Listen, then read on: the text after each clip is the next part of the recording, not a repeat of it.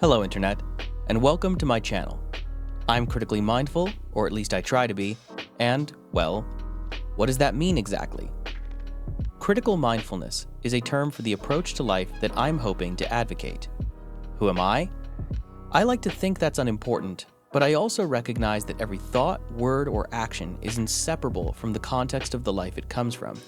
So all that you need to know for now is that I'm a guy with a couple degrees and lots of ideas to share. Whether those ideas are of any merit is for you, dear viewer, to decide for yourself. With that being said, what defines critical mindfulness? What does it mean to be critically mindful? The two halves of the term are meant to guard against two extremes of thinking. On the one hand, critical is meant to guard against credulousness and being gullible. On the other hand, mindful is meant to guard against skepticism and being cynical. When I took my first philosophy class on the track to get my bachelor's degree, my professor gave us an introductory sheet on which the balanced middle point between being too gullible and being too skeptical was critical thinking. However, I've noticed that when it's phrased as critical thinking, it usually seems like a tool that you take out of your mental toolbox and apply to different situations on an as-needed basis or whenever you feel like it.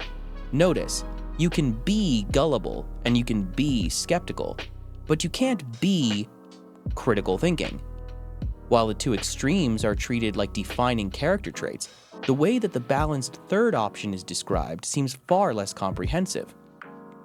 Because of this, being critically mindful is my way of promoting critical thinking as a holistic mindset that guides a person's moment-to-moment experience of and response to life.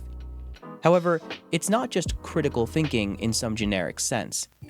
If you haven't seen the first video on my channel, This is Water, David Foster Wallace, then I highly recommend it, as that speech perfectly sets the stage for what this channel is about.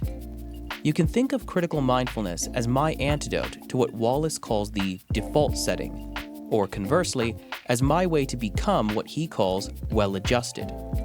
Specifically, there are two foundational pillars, two fundamental guiding principles that compose this pre-philosophy of critical mindfulness. They are, in order, 1. Take nothing for granted, and 2. Give the benefit of the doubt. My main idea is that when you put these two together, they form a balanced approach to thinking in all areas of life experience, with the first corresponding to the critical aspect and the second corresponding to the mindful aspect. I plan to go more in-depth in explaining these principles in the future, but I'm also doing my best to incorporate them into all of my content. Speaking of content, what can you expect from this channel? Generally, you can expect video essays on any topics I find interesting or important, ranging from explorations of life's biggest questions and studies in comparative religions to commentary on social trends and pop culture.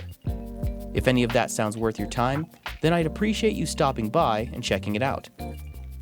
Once again, I'm critically mindful, or at least I try to be, and I hope that you will too. Take care.